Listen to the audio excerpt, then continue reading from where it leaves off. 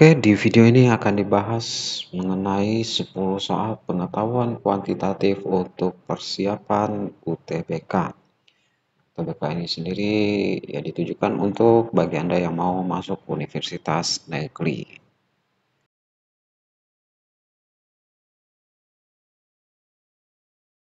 Untuk soal pertama, bilangan berikut yang habis dibagi 3 tetapi tidak habis dibagi 5. Artinya bilangannya bisa dibagi 3 dan tidak bisa dibagi 5. Nah, kita lihat pilihan terlebih dahulu, berarti yang A bukan pilihan, karena ini pasti habis dibagi 5. Kemudian yang C juga bukan pilihan, karena habis dibagi 5.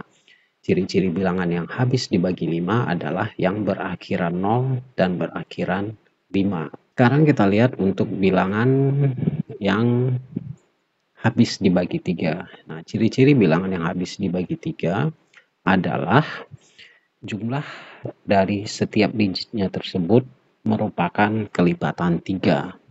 Nah, sebagai contoh kita pilih yang B, itu 1 ditambah 3 tambah 6 tambah 8 tambah 9.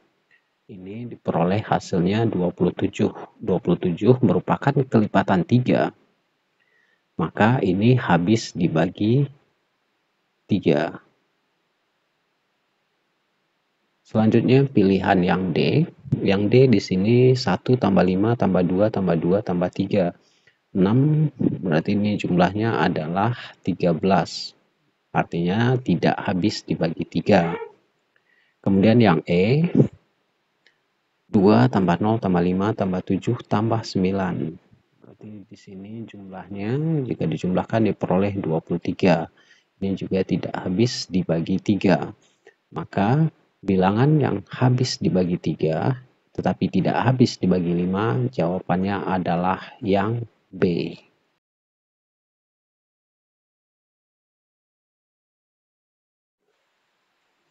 Soal kedua, kurva Y sama dengan AX pangkat 2 ditambah 2X tambah 1 dengan A tidak sama dengan 0, memotong sumbu X di dua titik berbeda. Pernyataan yang benar adalah, nah, untuk kurva yang memotong sumbu X di dua titik berbeda, maka di sini D-nya, diskriminannya harus besar dari 0. Sehingga D itu adalah B kuadrat dikurang 4AC, harus besar dari 0.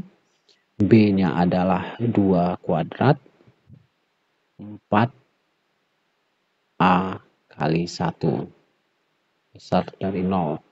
4A besar dari 0, sehingga min 4A besar dari min 4 dan A kecil dari 1. Dan jawaban yang benar adalah yang A.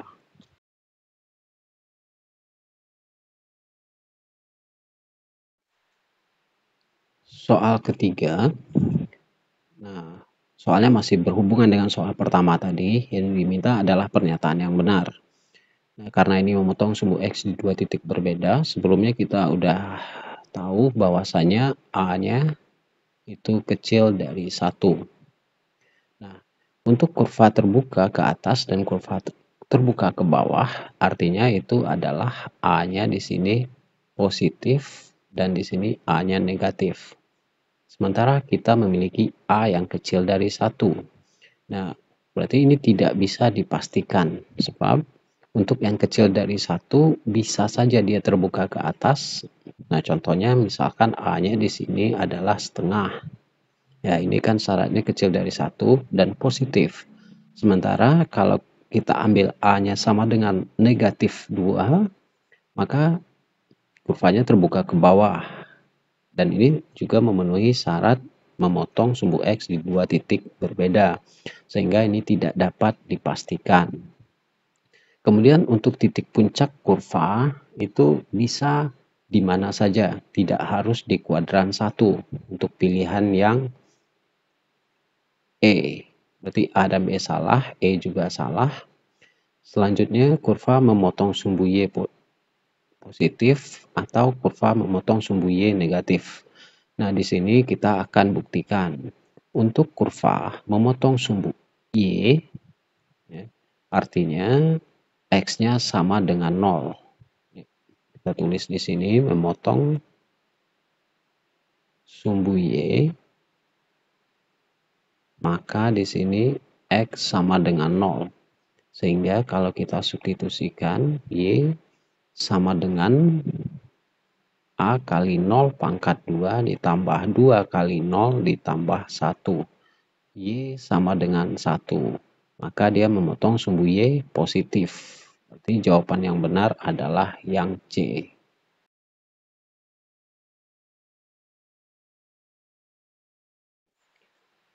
Soal berikutnya, garis dengan persamaan mana saja yang memotong garis 2X tambah Y sama dengan 4 dan X tambah Y sama dengan 2 di 2 titik berbeda. Nah, syarat dua garis yang berpotongan itu artinya M yang pertama tidak sama dengan M garis kedua.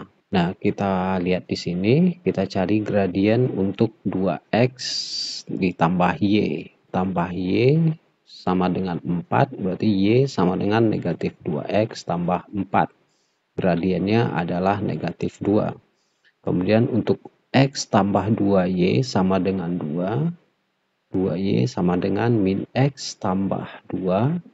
Sehingga Y sama dengan min setengah X ditambah 1. Gradiennya negatif setengah. Nah, artinya dari garis ini tidak boleh gradiennya itu negatif 2 dan tidak boleh negatif setengah. Nah, kalau kita perhatikan dari pilihan ini gradiennya adalah negatif 1. Berarti tidak sama dengan gradien 2 garis di soal.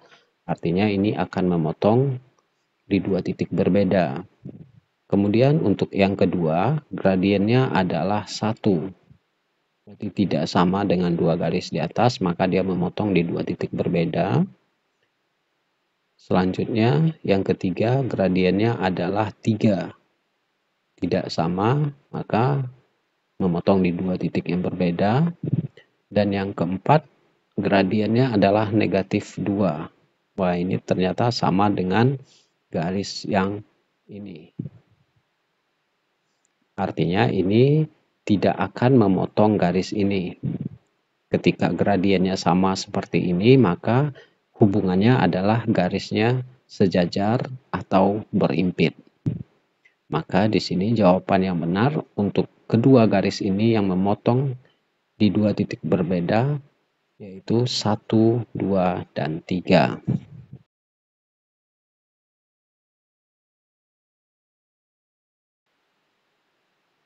Diberikan kumpulan data 3, 5, 7, dan A. Berapa banyaknya dari 4 pernyataan berikut yang bernilai benar berdasarkan informasi di atas. Nah, kita harus cari berapa banyak pernyataannya yang benar. Kita uji pernyataan pertama. Rata-rata kumpulan data tersebut 6 jika A-nya 9. Yang pertama, berarti A-nya diganti 9, maka rata-ratanya adalah 3 tambah 5 tambah 7 ditambah 9 dibagi 4.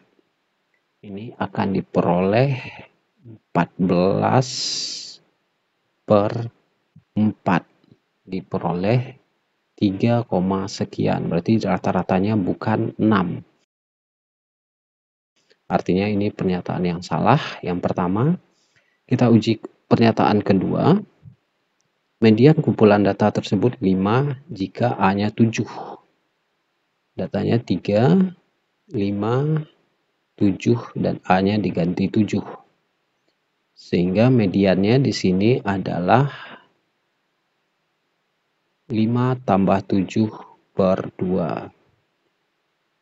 Maka mediannya harusnya 6. Ya, karena median itu nilai tengah. Ini juga salah. Kemudian kita uji pernyataan ketiga. Jangkauan kumpulan data tersebut 6 bila A-nya jangkauannya 4 bila A-nya 6. Oke, kalau 3, 5, 7, 6. Jadi untuk jangkauan atau range itu adalah data tertinggi dikurang data terendah. Data tertinggi kita 7, data terendah 3, berarti ini adalah 4. maka pernyataan ini benar. Kemudian modus kumpulan data tersebut 3 bila A-nya 5. Datanya 3, 5, 7, 5. Nah, modus pengertiannya adalah nilai yang paling sering muncul. Nah, di sini yang paling sering muncul adalah 5. Sehingga pernyataan ini juga benar. Maka banyaknya pernyataan yang benar adalah 2.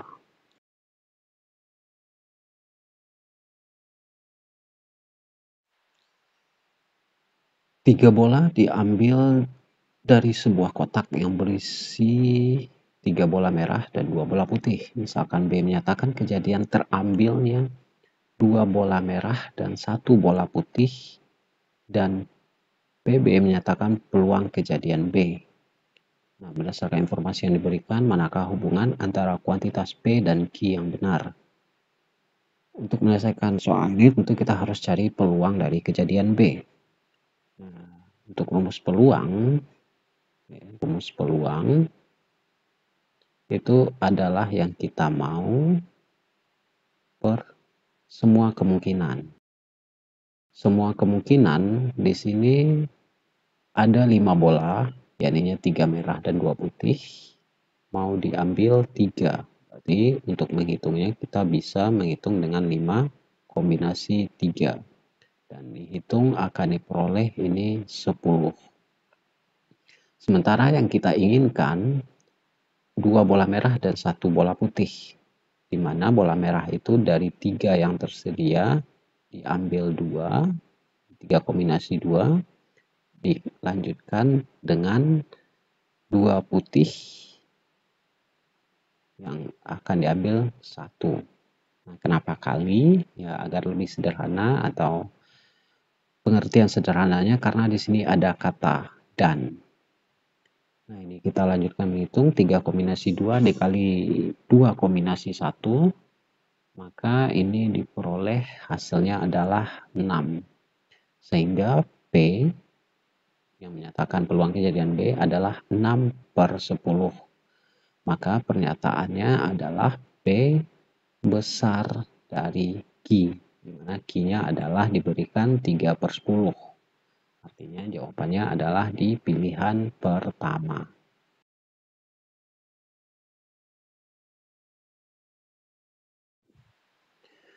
Bilangan real X yang memenuhi pertidaksamaan 2X plus 1 kecil dari 4. Berdasarkan informasi tersebut, hubungan kuantitas P dan Q yang benar, di mana P itu adalah negatif 2X dan Q adalah 2. Maka kita selesaikan dulu pertidaksamaannya. 2X tambah 1 kecil dari 4. Sehingga 2X kecil dari 3. X kecil dari 3/2. Nah, di sini nilai X itu semua bilangan real yang kecil dari 3/2. Kita bandingkan dengan Q nantinya. Nah, kita ambil sampel X-nya misalkan 0. Oke. Kenapa diambil 0? Karena dia memenuhi syarat kecil dari 3/2. Saat X-nya 0, P-nya itu akan jadi min 2 kali 0, yaitunya 0. Sehingga di sini terjadi hubungan P kecil dari Q. Namun ketika kita ngambil X-nya adalah negatif 4, nah maka nilai P-nya itu adalah negatif 2 kali negatif 4 dan diperoleh 8. Nah, di sini Q sebagai pembandingnya adalah 2, maka berlaku hubungan P besar dari Q. Nah, dari penyelesaian tersebut tidak ada kepastian, sehingga hubungan P dan Q tidak dapat ditentukan.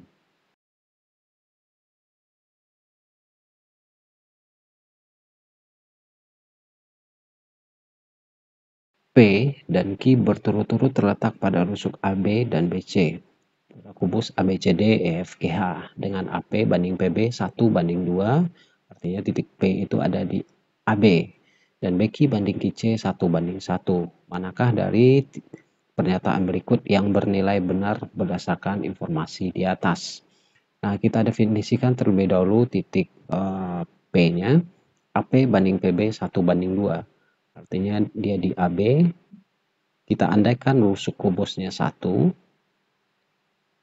Maka di sini 1 dan 2.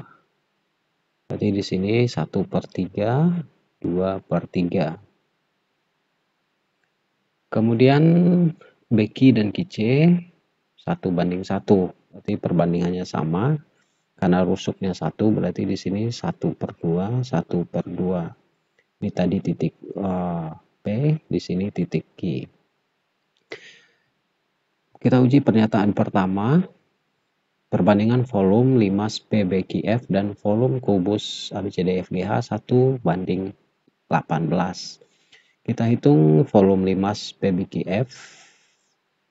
Nah, volume 5 itu adalah 1/3 luas alas kali tinggi. Nah, di mana alasnya di sini adalah segitiga PBQF.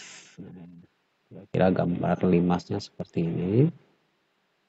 Nah, alasnya segitiga PBQ, di mana berbentuk segitiga siku-siku. Di sini 1/3, luas alasnya setengah kali alas segitiga, kita anggap pek B, yaitunya 2/3 dikali tingginya segitiga untuk alas itu BQ, kita anggap setengah, dan tingginya 1. Sehingga jika dikalikan, ini akan diperoleh 1/18. Sementara untuk volume kubus, karena rusuknya tadi kita andaikan 1, maka 1/3 dengan 1. Sehingga perbandingannya adalah 1/18 banding 1. Karena perbandingan tidak boleh pecahan, kita kalikan 18 semua, jadi 1 banding 18. Berarti untuk pernyataan pertama benar.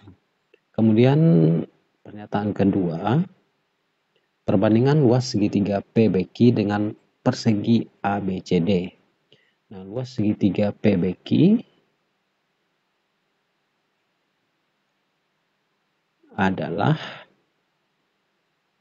setengah PBQ setengah dikali 2/3 dikali 1/2.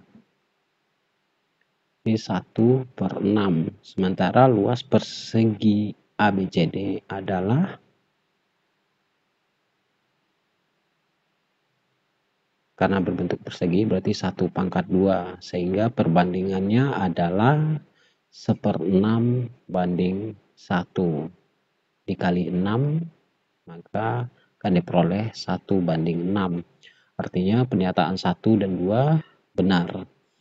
Kemudian kita lihat PQ banding AC 1 banding akar 2. Nah, PQ-nya, ya, untuk PQ, kalau kita hitung, berarti dia berupa segitiga siku-siku di B. Kita bisa gunakan teorema Pythagoras, itu PB kuadrat ditambah BQ kuadrat. Ini akan jadi 2/3 pangkat 2 ditambah setengah pangkat 2. Kita akarkan, dan ini diperoleh 4/9 ditambah 1/4. Nah, hasil akhirnya di sini adalah yaitunya 5/6. Oke, sehingga perbandingannya itu PQ berbanding AC. Berarti PQ-nya adalah 5/6, AC adalah akar 2. Jadi perbandingannya 5 banding 6/2, sehingga bukan 1/2. Jadi pernyataan ketiga salah. Karena 3 salah, otomatis pernyataan keempat salah. Maka pernyataan yang benar adalah 1 dan 2.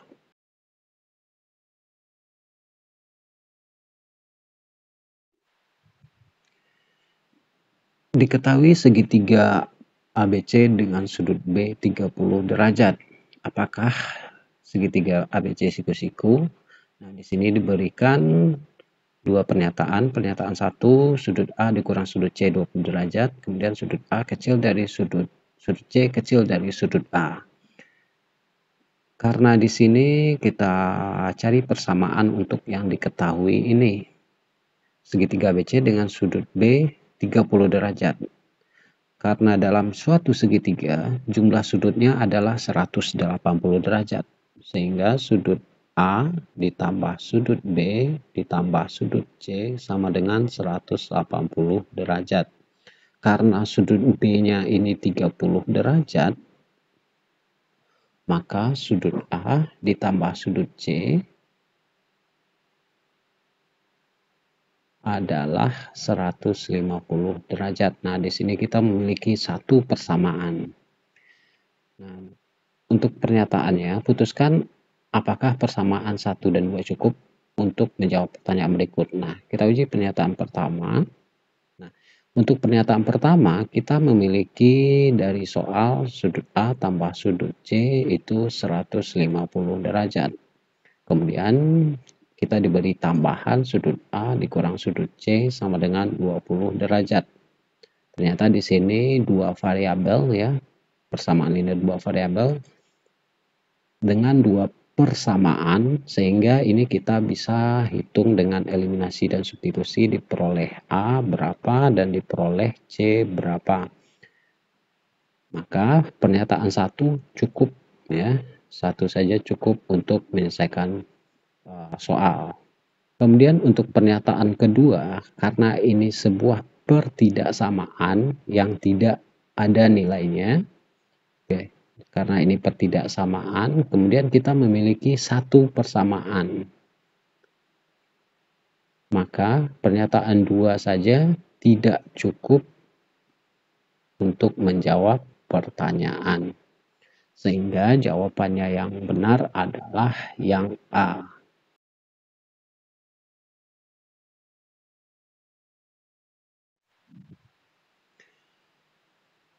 Diketahui B sama dengan 2 kali C dan B kurang D sama dengan 3. Apakah D bilangan prima? Lalu kita diberikan dua pernyataan berikut. Nah, kita akan cari apakah pernyataan 1 saja cukup untuk membuktikan yang diketahui di atas, atau pernyataan 2 saja cukup, atau kedua-duanya tidak cukup. Kita uji pernyataan pertama. Oke, di sini D sama dengan 2C min 3. Nah, di sini kalau kita perhatikan dari yang diketahui, B sama dengan 2C. Kemudian B kurang D sama dengan 3. Kalau kita substitusikan B yang di persamaan ini, persamaan pertama, 3. Nah, ternyata ini sama saja dengan persamaan yang diberikan ini. Ini kalau kita pindahkan D-nya ke kanan, berarti ini juga akan diperoleh D sama dengan 2C min 3. Ternyata kita punya persamaan yang diketahui soal, dan persamaan yang membantu ini sama. Karena cuma satu persamaan dengan dua variabel, maka pernyataan 1 saja tidak cukup. Oke, pernyataan ini tidak cukup. Kemudian kita uji pernyataan kedua. Ternyata pernyataan kedua itu B min 2C sama dengan 0. Itu juga sama dengan pernyataan pertama yang di sini. Perihalnya sama, kita punya dua variabel, yaitu B dan C, sementara kita cuma diberikan satu persamaan. Untuk menyelesaikan persamaan dengan dua variabel, tetapi kita memiliki satu persamaan, maka ini tidak cukup. Nah, perlu digarisbawahi di sini jumlah variabel itu setidaknya harus sama banyak dengan persamaan, baru bisa diselesaikan. Jika persamaannya lebih sedikit dari variabelnya, maka tidak bisa diselesaikan. Sehingga di sini pernyataan satu saja tidak cukup dan pernyataan kedua juga tidak cukup. Maka jawabannya adalah yang E.